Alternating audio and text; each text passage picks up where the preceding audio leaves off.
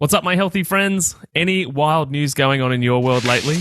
I've been lucky enough to have worked with so many fantastic women that are ready, willing, and committed to focus on their health, their body, and more importantly, their mind, with a long-term vision, understanding that these things take time and they start as soon as you commit to yourself. And so if you want to join us in 2022, it's my mission to coach 300 people to get control of their emotional eating so they can lose weight and actually keep it off without counting calories or eating rabbit food. The link to join us will be in the show notes below.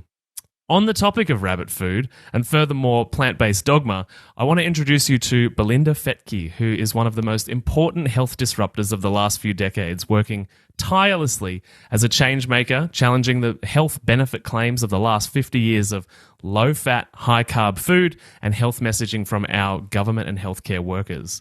She spent the last 8 years delving into the history of nutrition science, only to discover the unexpected influence of religious ideology and its intersection with commercially vested interests, intent on demonizing meat, animal protein, and fat.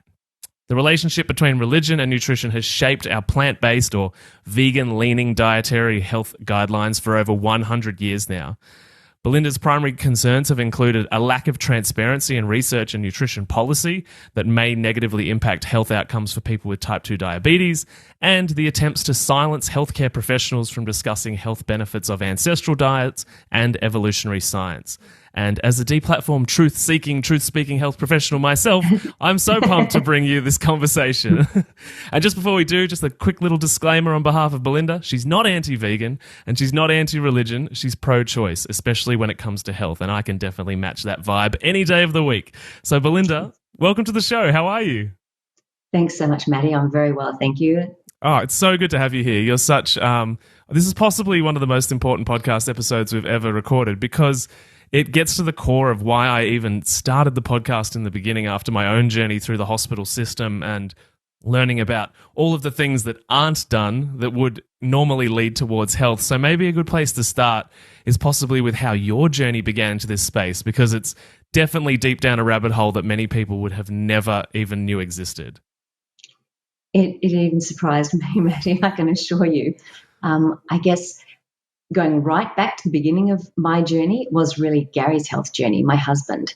He's an orthopedic surgeon, was an orthopedic surgeon, and here in Tasmania. And 20 years ago, he might have seen someone once every, year that required an amputation of a non-healing ulcerated toe or foot, little debridements or even an amputation of a lower leg, as an orthopedic surgeon looking after people with complications of type 2 diabetes. So it was rare. But in 2014, Gary was seeing someone every single week in his hospital clinic requiring some sort of debridement or amputation. And he said, this just does not make sense. So he started looking at the hospital menus, and when he realised that the diabetes menu actually included 3 desserts per day, and people were coming in under his care and they're in hospital, they had out of control blood glucose levels, and he's trying to heal them. You can't give an antibiotic for this sort of infection. It's not an infection, it's just ulcerating foot. So he really had to try and work out how he could possibly control blood glucose. Now, he is a doctor. He did study for the first couple of years biochemistry, physiology, anatomy, all those things that everybody does. But medicine in particular, and probably dietetics and all of those other areas as well, but medicine in particular, spend 2 years building you up, you learn all the systems, and then they spend the next 3 to 4 years funneling you through surgical, medical, band-aiding of sick care. That's what I've come to understand. And when you just learn how to band-aid sick care, you forget that maybe there's another option. Maybe food is medicine, but that's another story. So Gary was diagnosed with a very aggressive pituitary tumour in 2000 when he was about 36, 37. And this tumour, when they did the PET scan, lit up like a Christmas tree to the glucose they injected into him.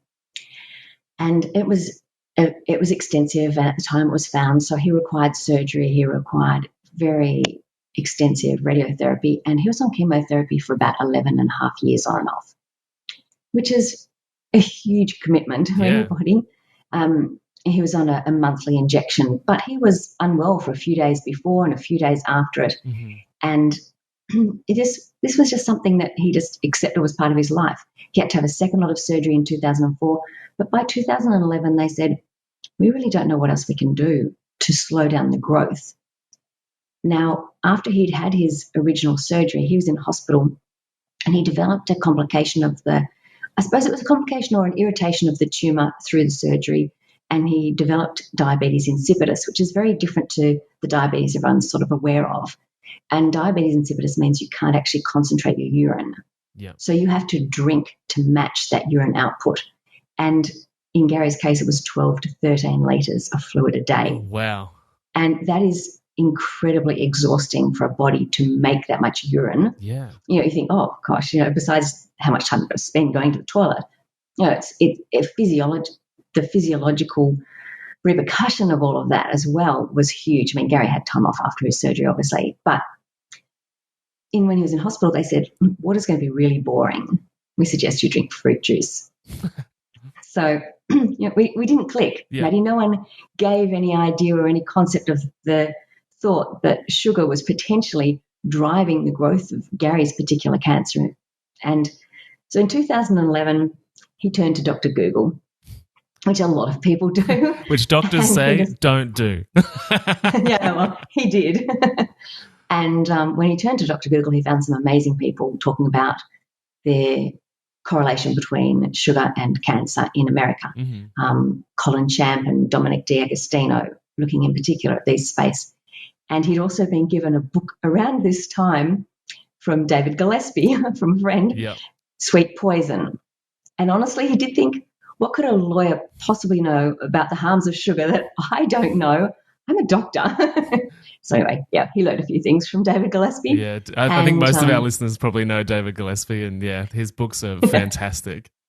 They are. And interestingly, the metabolism of fructose was only worked out in 2010 by a guy called Luke Tappy. So, Gary's looking in 2011, but really the mechanism was perfectly outlined in 2010. So to him, it made scientific, it made scientific sense to him to consider removing sugar from his diet. And if you knew my husband, when he makes a decision to do something, it's instant. So sugar went out the door. And but I think that fascinating thing is, again, that medical model where they're taught about all these things and then sent down a pathway and taught that, to base your diet on cereals and grains, and they're the most important part of the day and they give you energy and all of these things. It took a few months for Gary to actually think about the fact, and I spoke to a Dr. Lucy Burns recently, and she said, savoury sugar. We understand the concept of sweet sugar, but really carbohydrates are savoury sugars because the minute you put them in your mouth and ingest them, they become glucose. Yeah. So, again, he goes, I can't believe it. I'm so trained in all of this. And why did it take so many months to work this next layer out? So for him, for his cancer, he was able to slow it down so much. He could come off chemotherapy, and he's been off since 2011, which is a miracle. Amazing, yeah. And, I just think it's really important to look at that. So then he took that knowledge, because he actually reversed his own prediabetes, his blood pressure, all of his health issues. And he said, what do I think about this for my patients? This makes sense. So in 2012, that's when he started recommending that people reduce sugar.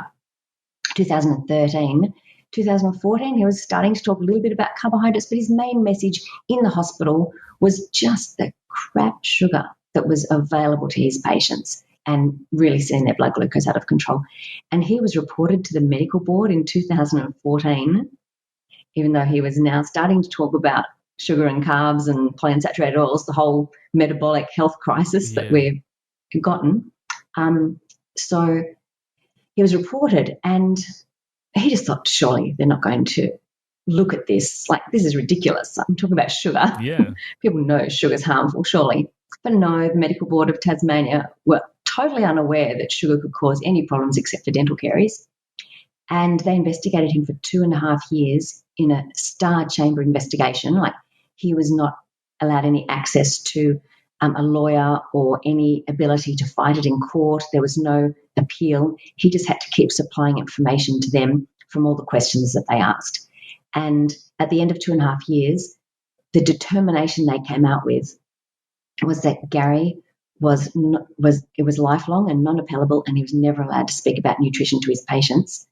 And the petty thing at the end, Matty, was the fact that they said, even if LCHF becomes accepted best practice, you can never talk about it. Wow. Now, surely the whole point of APRA is protecting the public. And if you're a doctor and not providing best practice, you'd be in trouble. Yeah, absolutely. And now if it becomes best practice, a doctor has been requested to not speak about it. Yeah. So, and then another 2 years, I started a website. I support Gary. And my godson calls it I Love Gary, but that's okay. He's a doctor, and he says he won't. He says it's really hard, Belinda. I can't refer people there. I can't send people to I Love Gary. But I think the whole point is, I started this website. We had incredible support from people on social media, like the tribe on Facebook were just so supportive and so incredible. They wrote to the APRA Medical Board. They were hounded, and so after 2 years, we had to take it to the National Ombudsman because, as I say, it couldn't be appealed in a court of law. So the National Ombudsman finally went through enough and sent it to another medical board, and the concept was that it was overturned because of procedural issues. Mm-hmm. That's the only way I could do it. But the procedural issues is what my research sort of, stemmed down to. And that's my rabbit hole when I went looking for those things. Such an impressive, like the fact that you went down that rabbit hole, on behalf of Gary and with Gary and on that journey together is really admirable. And a lot of people, like I know going on my own journey, because my light bulb moment in a cancer hospital was the same thing. It's like people come in, they have glucose, radioactively labeled glucose water, and their cancer lights up. And then you go to the hallmarks of cancer, and one of them, which is in every textbook, is the Warburg effect, which is the extreme sugar metabolism of cancer cells. And naively in my early 20s, I just sort of said to my professor, why don't we take sugar out of people's diets? And he laughed at me and was like, oh, Matty, if it was that simple, we would have figured it out a long time ago. And yeah, that's where I begun a somewhat similar research journey of being like, 1 and 1 does not equal 2 here. And yes, I'm in my early 20s, but I'm sure there's some logic here. Yeah, well, a friend of mine is pathology into that, and she was saying we actually put cells into test tubes and we feed them sugar to make them grow, and then we work out how to medicate to stop them growing. Yeah. Yeah, is that really? Yeah. Is there something that you're thinking, maybe if we stop giving it sugar, it will stop growing? Anyway, exactly. So Gary had joined up with Rod Taylor, Low Carb Down Under, a group that developed it. I think they started in about 2012, Rod and Jamie Hayes, but Gary joined them in 2013. Mm-hmm. And so he was quite a vocal advocate and supporter of this group. And when I'd go along to their meetings and their events, they were talking science. Like, these people were talking about the science, metabolism, all of these things. And I was thinking, why is none of this being accepted by the rule makers? They're going blue in the face talking about the science, and it's a joke. Yeah. So that's when I decided to look at the expert witness that was brought in by the APRA Medical Board into Gary's case. This is where it gets juicy. This is where it gets juicy. I had cognitive dissonance, I promise you. I spent many, many, many hours looking up this man. Well, first of all, I actually looked him up to see what his qualifications were, and he was one of the biggest guns in nutrition science in the Southeast Asia Pacific region. And when I looked back at his earlier writings and the earlier studies that he'd done, he was really anti-tobacco and smoking, and he was one of the first people to talk about it. And I thought, this man actually sounds a bit like Gary. Gary refused to do elective surgery on people who smoked, and because we live in a small town here in Launceston, if he had someone booked in for surgery and it was taking 3 or 4 months for them to get in, and he walked down the street and saw them smoking, he said, sorry, I'm calling Joan, it's another 6 weeks. because he could see that people, their health outcomes were compromised by the effects of smoking. So I was seeing this man, they're actually very similar, standing up, talking about things. So I wrote to him every email I could possibly write to talk about Gary's story and why it was so important that Gary was doing what he was doing and what he was saying. But I don't think he liked it. So anyway, I decided after I didn't hear back from him on any of those platforms that he must work for the sugar industry. So off I went, delve, and I'm not technology minded, as you know. I struggled to even get onto this podcast with you. So my research purely is anything I can find on the internet, but I am very dogged at looking for things, and if things don't make sense, then I just keep trying different ways to find the information. And it turns out he didn't work for the sugar industry. He worked for the cereal industry. Right. In fact, he worked for Sanitarium cereal industry. I think, that's interesting. Vaguely at the back of my head, I was going, yeah, Sanitarium, it's owned by a church. But again, it didn't really trigger much at all. I just thought, wow, cereal and this sort of thing. So, but after a little while, I started to find it fascinating about what Sanitarium was talking about as the commercial arm of the Seventh Day Adventist Church. Interestingly, they pay no tax on any of the products or the programs that they run throughout Australia, Asia, and even into America, because they've got the church's charity status. So I think that's interesting. And while we all may be aware that Sanitarium makes Weet-Bix, Aussie kids are Weet-Bix kids, and I can assure you mine were, that they also make a lot of other products, not just So Good and Up and Go, which really isn't health food at all. No. But they have a brand called Life Health Foods. They make the alternative meat company, or they have the alternative meat company and the alternative milk company. And up until a few months ago, because I've been very loud on social media and talking, up until a few months ago, the alternative meat company had all the vegan propaganda on its website. Yeah. It had, cows are causing global warming. A third of Australians are eating plants, so that makes us into vegans. And this is not the same messaging that people see from the advertised Sanitarium Health and Wellbeing company. So I just started looking at why they were trying to create all these foods. And as you say, that took me right back to the beginning of the church in 1863, and understanding that their prophetess, Ellen G. White, she claimed to have received over 2,000 visions and dreams from God in her lifetime. And her very first major reform vision, which was the same year that the church was incorporated in 1863, was this vision from God that fruit, nuts, and seeds were the God-appointed diet for man, and these were the foods that were found in the biblical Garden of Eden diet, Garden of Eden. And so she spent her life, and her followers have spent their lives, and their purpose and their mission was to find alternatives to flesh meat, milk, eggs, and butter. And that's how she set up Sanitarium in the 1800s when she came.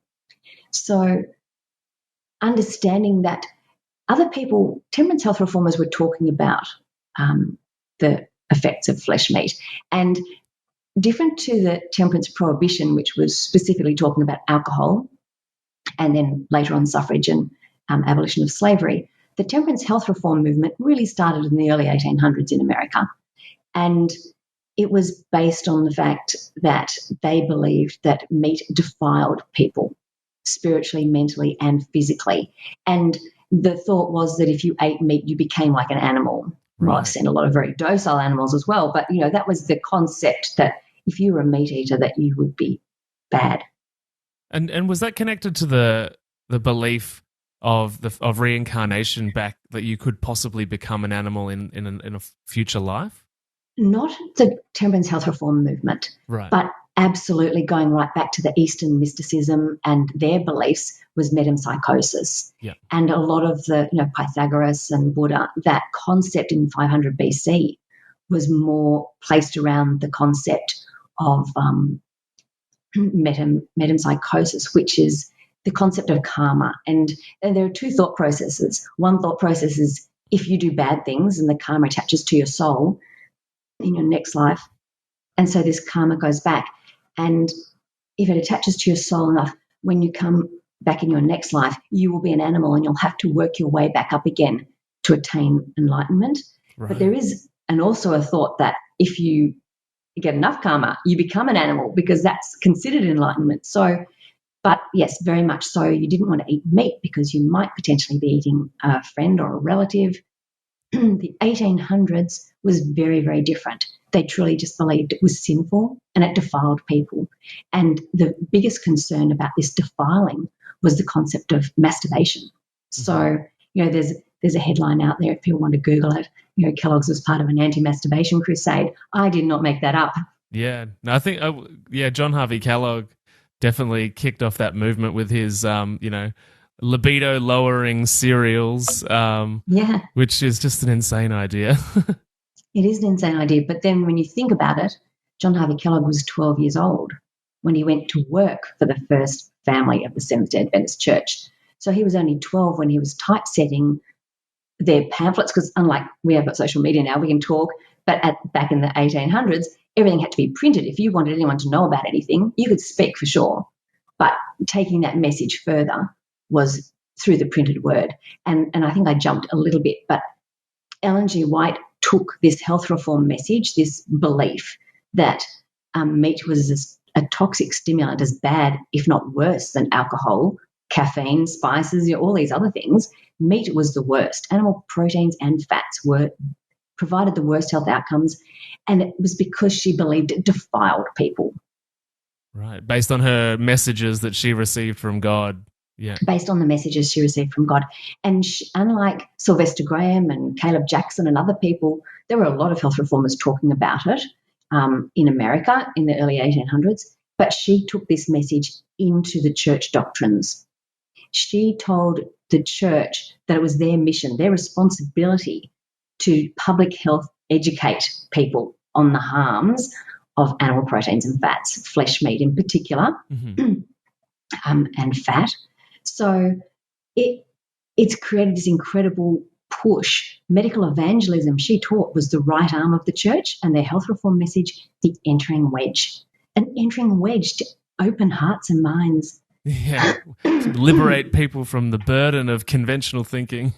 Yeah, but also open hearts and minds to their version of the gospel. Yeah, of course. Because the Seventh Day Adventist Church are a very apocalyptic church. They are praying for the end of the world. This is the purpose of the church. They were formed because of the disappointment that Jesus didn't come back in 1844, which they'd followed a prophecy suggesting he would. And so their whole point is, apparently Ellen was told that they're the spiritual children of Israel, because if the real children of Israel back in the First Testament of the Bible had followed all of God's commandments, Jesus would have come back. So this is the last chance church to make this happen. And unless enough people give up meat, I don't know that everyone has to convert to Seventh-day Adventism, but unless they can tell people and have enough people give up meat, Jesus won't come back in their mind. Gotcha. So this is, and I think this is a really important point, this is bigger than a financial conflict of interest. This is salvation. Yeah. This is their salvation. They are not going to have eternity until enough people can give up meat. So back to John Harvey Kellogg, he was 12 when he was typesetting these things, and the very first book he typeset for Ellen G. White was called A Solemn Appeal, and it spoke only of mothers deterring their children from masturbating, and meat was considered the major cause. Yeah, it's such a bizarre link. But it's really funny as you're talking. I'm just thinking of clients I've worked with. I actually worked with a few Seventh-day Adventist clients whose vegan diet for a very long time was causing them all sorts of problems. But interestingly, though, sex drive and libido is actually a part of a very common set of vegan symptoms or side effects. So it's kind of ironic that the origins of this movement were to lower libido, and it's done it. Yeah, and it has done it quite successfully, but not in favor of the healthiest body or the best way to present yourself biologically speaking. No, and you have to remember when Ellen G. White spoke about all of this messaging, there were no alternatives to meat, milk, and dairy. Oh, sorry, meat, dairy, and eggs, because they're the only things that provide a lot of the micronutrients and vitamins and minerals that we need. Yeah. So not only are they messaging about removing these things, but they have to work out how to do it.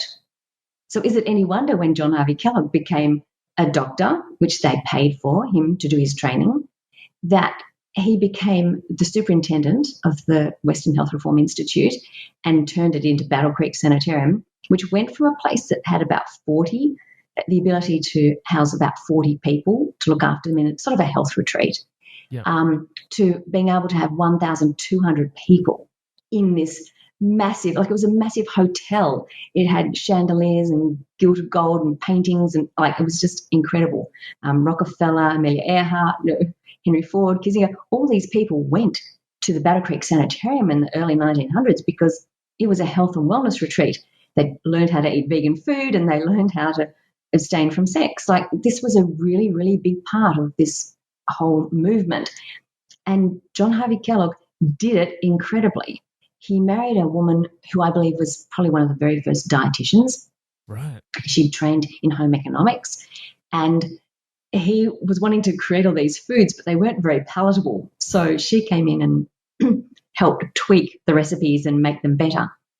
But he didn't just invent cereals. He invented nut butters and gooey leguminous protos and, in a can and all of these slimy things. But Lena Cooper was actually the very first industry dietitian. She was a protege of John Harvey Kellogg, and in her first book, Science in Cookery, I think it's called, if you bought the book, you had to buy Kellogg's products because it was how to cook nuttos, how to cook protos, how to cook all of these inventions that he'd made. And she was the one who founded the American Dietetics Association. Right. So you want to know how industry got into the very beginning of dietetics associations? Yeah. Wow, there you have it in a nutshell. Seriously, nuts, because that's what he loved. Yeah, I was going to say that's a nice pun there. It was a nice pun. I actually haven't said it before, so it's cool. So the Dietetics Association of America was created by a woman who was John Harvey Kellogg's protege. And he was, in a way, the protege of the person that started the Seventh Day Adventist Church. Yes. Okay. And Leonard Cooper's brothers were devout Adventists. I can't find information to say whether she was, but I know her brothers were as doctors. But she was very, very embedded in that health reform message. And so her cooking books, not only did she write cookbooks, she taught 500 dietitians. Yeah. Over 500 dietitians, and she wrote the textbooks for 30 years for dietetics globally. Wow, which I guess set the benchmark for everybody else to reference, which is definitely a problem in modern nutrition and medicine, is that we just reference stuff that's already there without really doing what you've done, which is like, where did the original idea come from? And we saw the same thing happen in the 50s with Ansel Keys and the fat research, and everyone just confirms what's published because it's like, oh, if it's published, it must be true. Exactly. And I looked at there was a guy called Rhys Southern. He'd done amazing referenced research all about the foundings of the American Dietetic Association. So I can't take credit for all of that, but I was looking for it. And I found his website. But he uncovered, as time went on, how integral the Seventh Day Adventist Church got into the American Dietetics Association and creating the vegetarian position papers and things. There actually a woman called Kathleen Zolber, I think it was about 1980, she was president of the American Dietetic Association as a devout Adventist. Right. And in her research that she'd been doing, she was working with a guy called UD Register as well, and they were trying to prove, not disprove, divine inspiration. Like that's what they'd written in the Adventist newsletters and different things that they had. So she was the president, and of course the vegetarian position papers came out. And when you looked at who was writing those, most of them were Seventh-day Adventists or food industry. So it made me think, well, what about the Australian vegetarian vegan position papers? of course, they've all come. Public can't see them anymore. I've ruined it for a lot of people. Sorry, but well, I often joke the podcast should be called Matty Ruins Everything. So you're in the right place. Fantastic. Well, what I did was I looked at these and I went, wait a minute. Not only Seventh Day Adventist, but the Seventh Day Adventist Church had a written part of it. It's like the Adventist Health Ministries that are, this is their whole purpose of being. And Kellogg's, can't lose out Kellogg's. So, and I said to a couple of dietitians, did you realize who have actually written these references? And these are a couple of people who are very, very high up in dietetics. And they said, you've got to understand the Dietitians Association of Australia, which now only calls themselves Dietitians Australia, which is a shame because I can't fit nearly as many sponsors on 2 letters as I could 3. It looks so much better. But the Dietitians Association is not only the accrediting and regulatory body of dietetics, but it's the educating body. And when they put out things like the vegetarian position paper, dietitians are just going to believe it. Who has the time to go, I'm going to check all these references? Mm-hmm. Did they understand or realize that they were completely written by the Seventh Day Adventist Church, their commercial food arm sanitarium, and their cousin, Kellogg's? So, that's all been taken down now, so you can't see it. Sorry, guys. Sorry. But you can still see on the Wayback Machine if you're clever to look. I was going to say too, like the interesting thing about all of the sponsorship of the Dietetics Association, irrelevant of the country really, because when we go back to the beginning, it's like we're looking at giant food companies like Sanitarium, Nestle, Freedom Foods, and from my own research, and I was in conversation with Marty Kendall about this because you and I, Belinda, went on some kind of similar rabbit hole journey for different reasons. Yes. And Marty said, you've got to talk to Belinda. But I remember discovering that along that journey, so, following the timeline, at some point in the partnership agreements between the Dietetics Association and these giant sugar and grain companies was that they had to use the dietitian members, so the members of the association, to influence, protect, and actively defend against, on behalf of grains and sugar and all of these foods, which is like, what? It's like they're building an army. Like that wording is implying that they're building an army. And you've got to understand this Australian Breakfast Cereal Manufacturers Forum was trading as #cereal for brekkie. This was the group that came after my husband. Yeah, gotcha. It was during this time. I uncovered those documents because I thought one day, I'm just going to look up Gary Fettke and Sanitarium. Who knows? And up came those cereal documents. Right. And I think what was fascinating was Gary was the only medical doctor targeted for active defence. They had Low Carb Down Under on there. They had Dave Gillespie, Marianne DeMasi, Kieran Rooney. There was a named a few, but Gary was the only medical doctor. And within that time frame that those documents were collated, the minuted meetings, the CEO of the Dietitians Association of Australia, the then CEO, wrote to Gary's hospital twice, demanding he be silenced. We were able to get these documents under a freedom of information.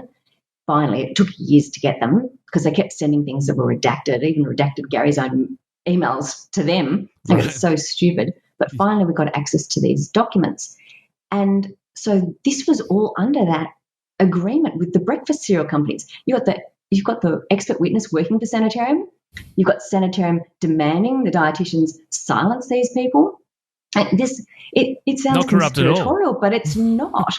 And if I'd known for $23,000 that that's all that this group was paying the Dietitians Association to use their members, I would have done a crowdfund.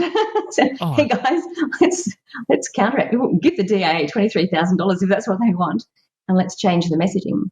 Yeah, it's crazy that it's only $23,000. Like, it's bizarre that it's, with these giant entities, the arrangement is just $23,000 a year. Like, what a cheap way to build an army. What a cheap way. And I don't think a lot of dietitians, again, understand that when the Dietitians Association says, hey, let's do a fun week of cereal for brekkie, post all your cereal for brekkie and do all this, that they're doing it because their peak body's being paid to run that and then campaign. It's effectively a propaganda exercise then. Absolutely. So medicine's got a lot of pharmaceutical industries creating their education and how they prescribe and Band-Aid sick care. And then you've got the dietitians, really, really, their education has been shaped by the food industry. So I think just, I've got so much in history, I would just bore the socks off a lot of people, so I won't go into it all. But if you consider how influential, in particular, the Seventh Day Adventist Church have been on shaping our dietary beliefs, our dietary guidelines, manufacturing foods to then take the place of these things. This is amazing. I had no idea Ellen G. White came to Australia for 10 years to set up the church, to set up the Sydney Adventist Hospital, and the printing press and the food industry. In fact, her son married, she came here because her son married a Tasmanian girl. So, Right. oh, wow. Yeah. I mean, I over to America and I had to go and visit Loma Linda. Like it was just on my bucket list. I just said to Gary, please, because I've studied this woman for so long, I just really wanted to go and see some of the things that she saw that I've read about. I've spent 8 years delved into Seventh Day Adventist Church, everything about it. And it was fascinating to go there and sit on that seat that she looked out over and see some of the things, because I'm not saying she came into all of this because she wanted to be a bad person.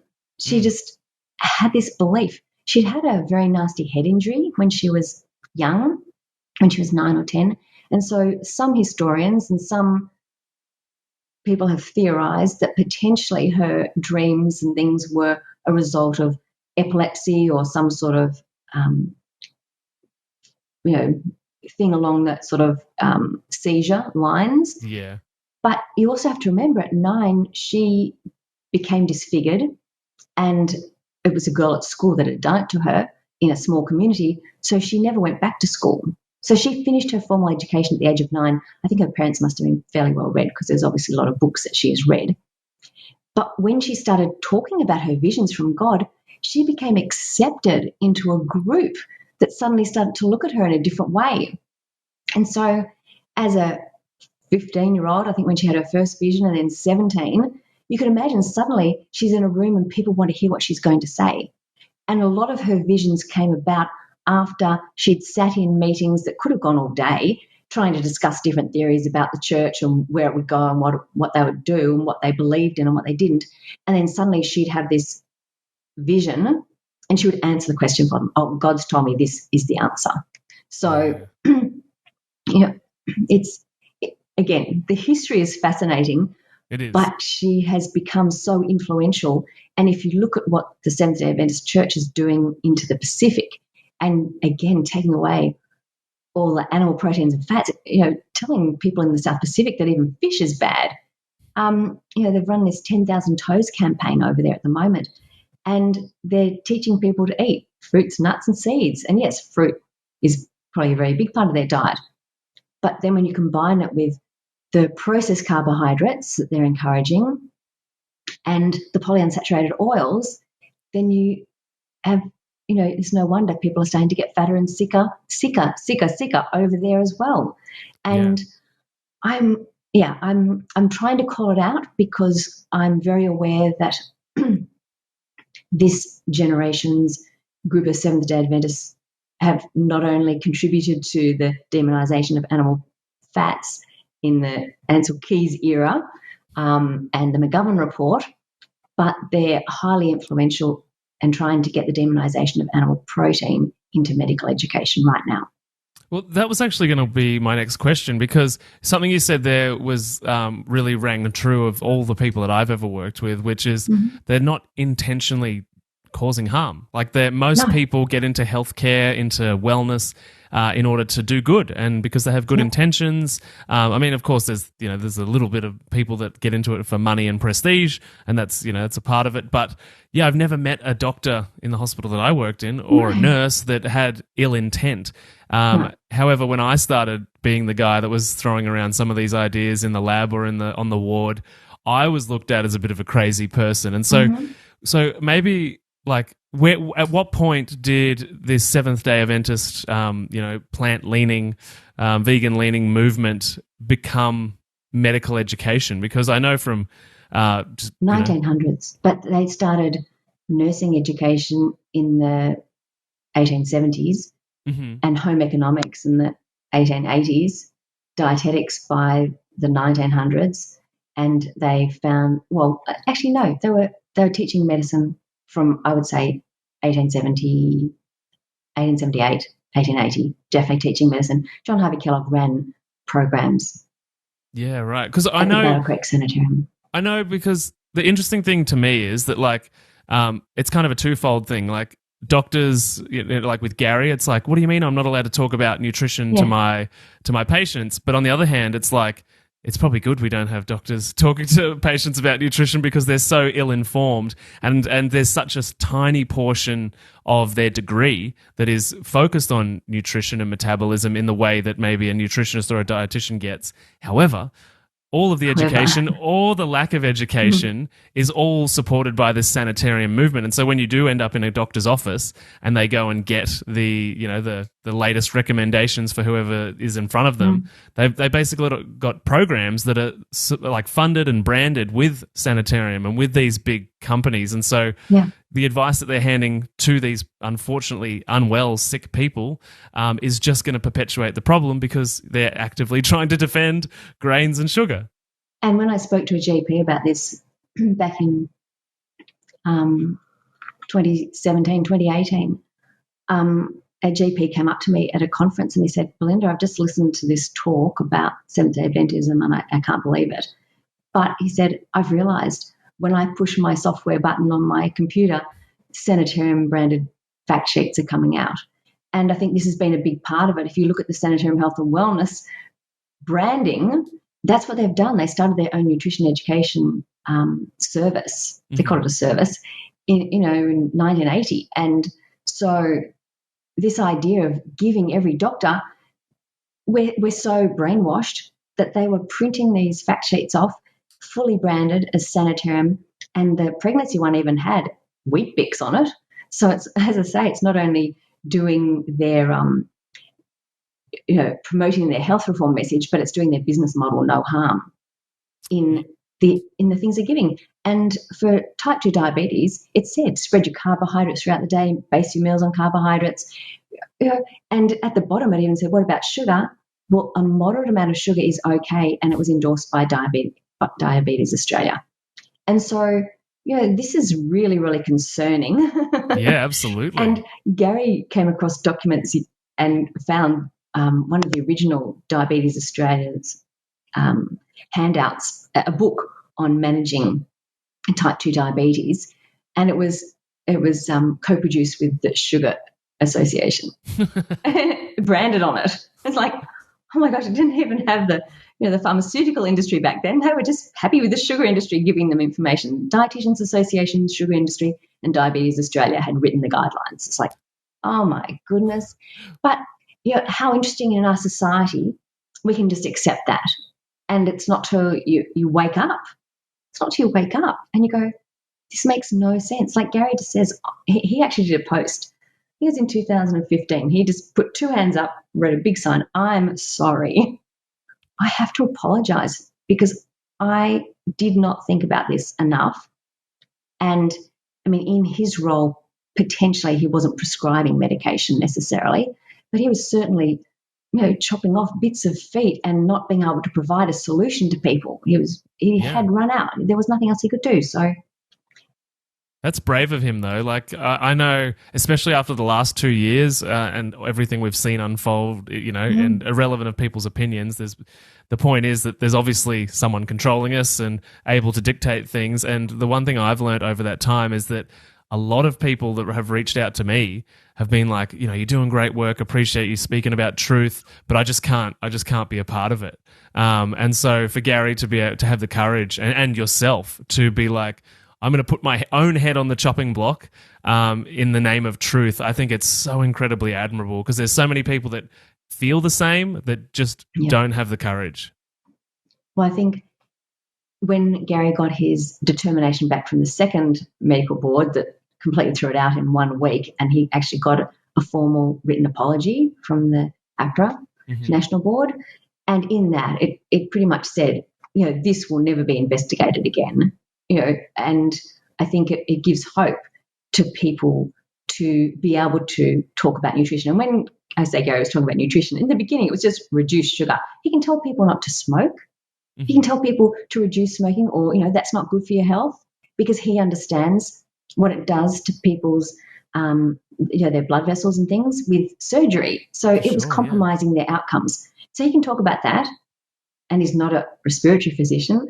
He can talk about, I think you should be doing some exercise, doing some a little bit of resistance training, do these things. And he's not an exercise physiologist, but he wasn't allowed to talk about reducing sugar because he wasn't a dietitian. It's like, no, this is actually basic public health messaging. And now here we are nearly 10 years later, or 11 years later, and a lot of people know sugar's harmful, but then you look back through history and where's this message being dampened? I did a recent talk for a Women's Health Summit on the weekend, and the concept around, John Yudkin, he was speaking about the harms of sugar. He believed in 1971 and back into the 1950s, he was talking about the correlation that he believed was between sugar and heart disease. And then you had Ansel Keys fighting being paid by the sugar industry, funded by the sugar industry, to minimise the harms of sugar and instead demonise animal proteins and fats.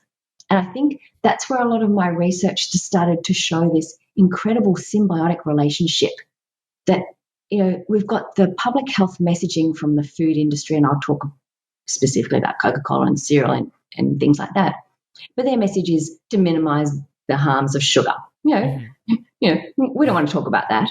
And then you've got the Seventh Day Adventist Church who want to promote the Garden of Eden, fruit, grain, nuts and seeds as the God-appointed diet for man.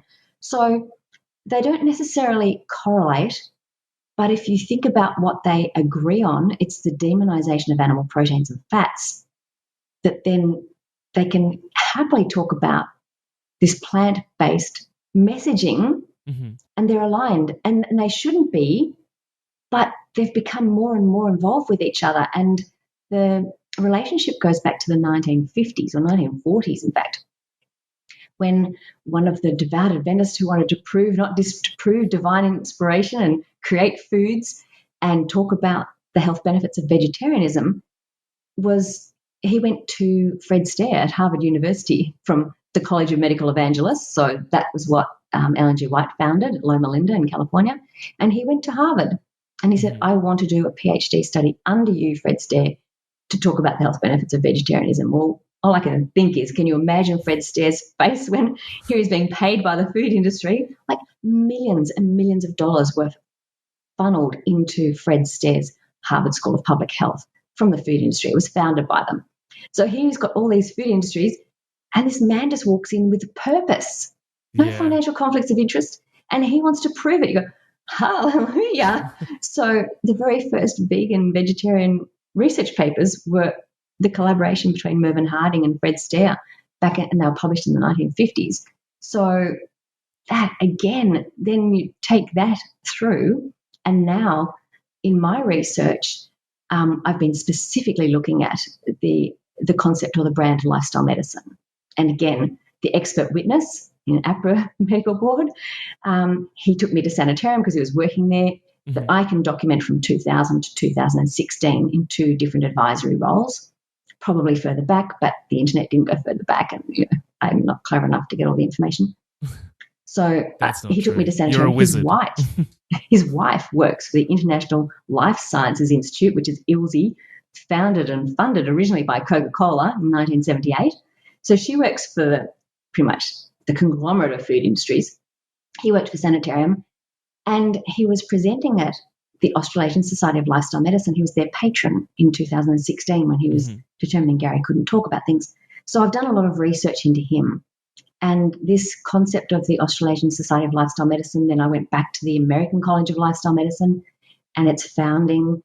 And it was actually founded as the Christian Association of Lifestyle Medicine on the Loma Linda University campus, the Seventh Day Adventist campus in America, in 2003. It became the American College of Lifestyle Medicine in 2004. And now they've got the International Board of Lifestyle Medicine. They run exam programs all around the world. they connected up with head people in Coca-Cola in 2009, which is why I had to talk about, this public health messaging. Why on earth would the Seventh Day Adventist Church, who really are quite anti-sugar, anti-caffeine, why would they join up with Coca-Cola? Yeah. This makes no sense.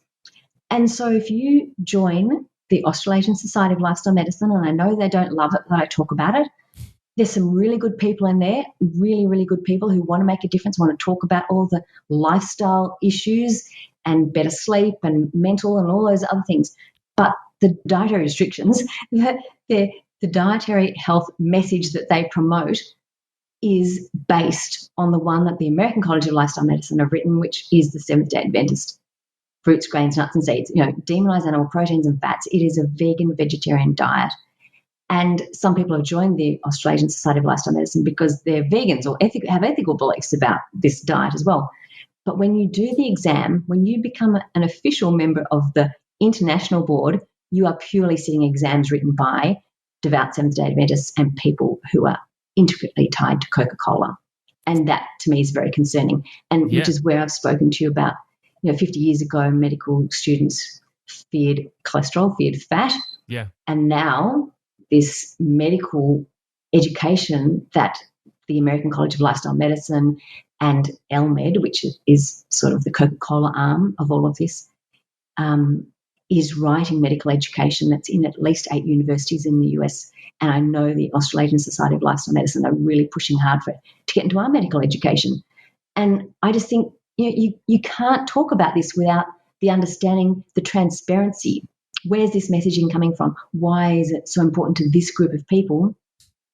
And as you say, Matty, it's about transparency. Yeah. I just want to talk about this belief that's becoming so embedded in our society, especially in America, but it's embedding here too. And we need to just challenge this anti-meat messaging. Is it truly about health, or is it about something else? Is it vested interest protecting profits and a profit? Yeah, no, I think that's transparency is so important, and I think fundamentally it's the amount of things that are presumed, like literally from when we're all born, there's certain things that we're raised with by our parents or our environment that we just presume to be true because it exists this way. And I found that to be true in the hospital environment, that nobody ever questioned the system because there's this romantic idea that the system wouldn't exist if it wasn't the best possible version of what could be true, especially being in a country like Australia, which is obviously one of the best countries in the world to be in. And so it's like there's no corruption here, there's no ill intent here. We live in Australia, we're free, it's really lovely and nice, which arguably is the perfect setting with a population of people that just presume that everything's hunky-dory, it's the perfect scenario to be doing all these business deals on the back end. And I think, when you start piecing this together in the way that you have, and we see this undercurrent of organizations owned and run by these people that have a particular belief system, everybody that was born beyond that just presumed that this was the best version because it existed when they were born or when they went into their job. And this assumption, it just totally, I think it's probably the cause of a lot of the problems, because there's probably plenty of people that are curious about this kind of doesn't make sense. But, we'll keep doing it. And actually, before I did leave the hospital, I had a number of doctors after meetings come up to me and sort of secretly say, "So I've been listening to your podcast." And I don't want to say anything to anyone, but it's pretty good. Like, I'm learning a lot. And I'm like, how are you learning a lot? Like, that's the problem. Gary's the same. Gary's an orthopedic surgeon. He'd walk down the corridor and he'd have a cardiologist come up and say, "Well, actually, I'm really worried about my cholesterol. Quietly, can you just have a little chat to me?" Because, Gary did. He spent, I would say, 6 years doing a thesis on biochemistry and metabolism. In fact, there was a guy in Sydney Uni reckoned that Gary was his most enthusiastic student in understanding all this, because he suddenly had a purpose and a reason to do it. Wasn't young and just wanting to learn the books and pass exams. Gary wanted to get to the bottom of everything. So exactly the same, Matty. Yeah. And speaking up's hard. I think I love this story, and sort of this is a good way to finish up. But there was a guy called Harvey Wiley, and he was a chemist and put in charge of the Pure Food and Drug Act in 1906, I think, in America. And he was looking at additives in flours and additives in meats, sausages and things like that. He was challenging a whole lot of things. But Coca-Cola was his nemesis. And he was wanting to, but still had cocaine in it at that time, a very small amount, but had cocaine, very, very high levels of caffeine and very, very high levels of sugar. And he tried everything, like every level of Senate and government that he could get to. It got blocked, it got blocked, it got blocked. When it was finally passed, Coca-Cola still got around it. And he ended up taking them to court in 1911 because he just wanted to fight what they had and what they were marketing and what they're advertising. And he lost. So he threw up his arms. I'm not working for the government anymore. Policy is impossible to change, even from someone at my level. So he went to work for a women's health or women's magazine, a bit like Women's Weekly, I reckon.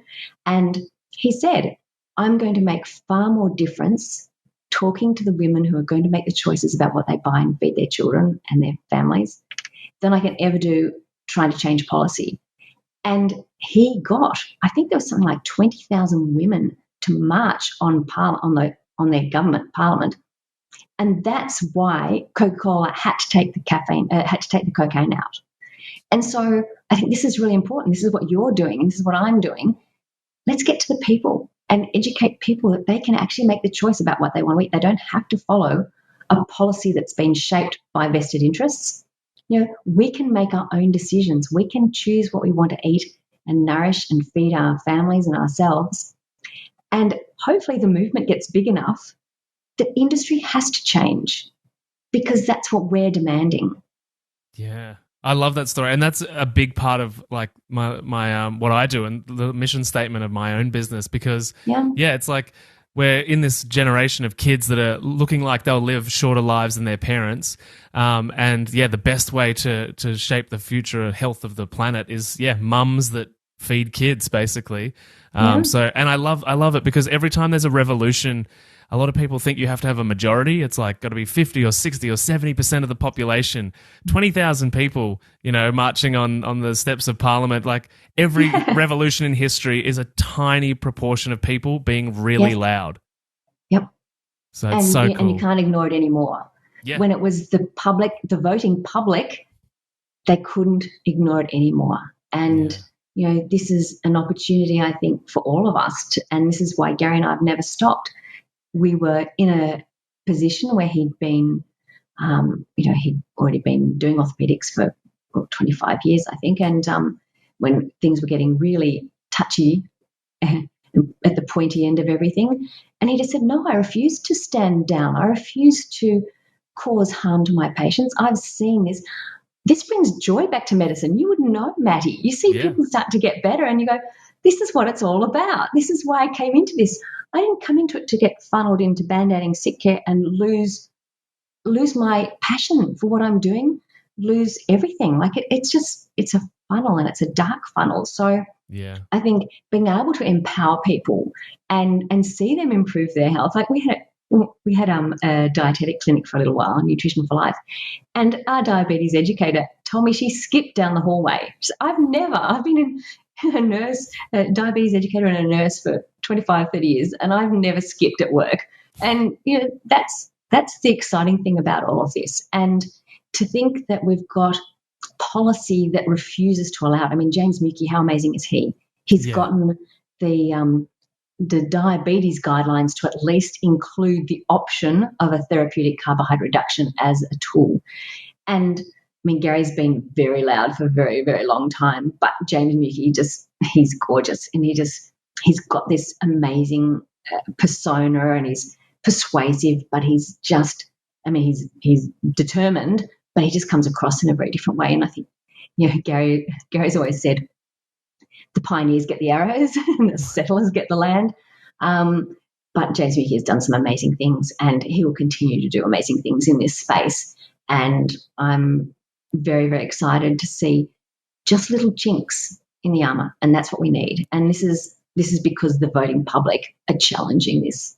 Yeah, absolutely. And I totally agree with that phrase about getting the arrows. However, without those people, the settlers would have nowhere to land. So everybody plays their role, you know. So, yes. Belinda, you're so fantastic, and I know there's so many things that we could talk about. We could probably do a whole podcast series. But where can everybody find you and everything that you do online? Well, at the moment, I have my website, isupportgary.com, Yep. which goes into a lot of my research. I am in the process, and I've been talking about it for a while, but I have got a website, belindafettke.com, which I intend to pull aside and create more of a base that people could actually take research from. It doesn't always talk about Gary. Yep. He's very important. I do support him. And I guess I'm on LinkedIn, pretty passionate on LinkedIn, actually. It's been a very good platform. I think I started off as a photographer on Facebook back in 2007. Yep. And so in my past life, I was behind the scenes telling other people's stories. And so it was a bit confrontational to have to step beside Gary and then to actually take a step in front of him to clear his name and give him his voice back. But yes, so I'm on Facebook. And I think I just changed my name because someone was challenging me. I took over Gary Fettke, no fructose page when he was silenced, and I became Belinda Fettke, no fructose, but I don't really talk that much about sugar. So I've changed it to Belinda Fettke, low carb, healthy fats. But I think if you do Belinda Fettke, no fructose, you still find me. Mm-hmm. I'm on Instagram, and I do a little bit on Twitter, but not a lot. I was on Twitter a lot more years ago, but it's such I pop on to see, because I think it's a place where you can capture a lot of really right now conversation and find out things. But it's very busy, and the whole thing just takes too much time in the end. Yes. You've got family and everything else and the research you want to do. I'm doing some work with Nina Teicholz and nice. Claire McDonald-Lew at the moment. We're writing some articles about the latest revision of the Australian Dietary Guidelines. So and it does take a long time to do the research. So I'm on social media, but I'm also still researching a lot. Yeah, great. All right, before we wrap up, I've got two quick ones for you. Yeah. I think you're going to be a particularly interesting person to ask this question to. What is one thing that you believe now that you didn't believe 5 years ago?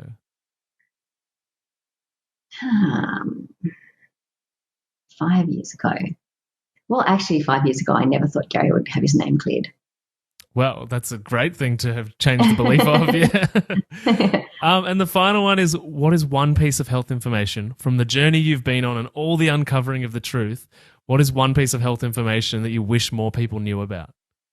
I'd say looking into Western A price and nourishing traditions, looking back at ancestral diets and the health benefits in this talk that I've just done, this concept of minimizing processed foods and trying to source foods as local and natural and seasonal as possible provides us with the best health outcomes. Fantastic. And it supports local farmers and becomes more of a community. Yeah, totally. Belinda, thank you so much. You're so great. I can't wait to get this out to everybody. And hopefully we can catch up really soon and do another one at some point. All right, sounds good. Thank you. Thanks. See ya.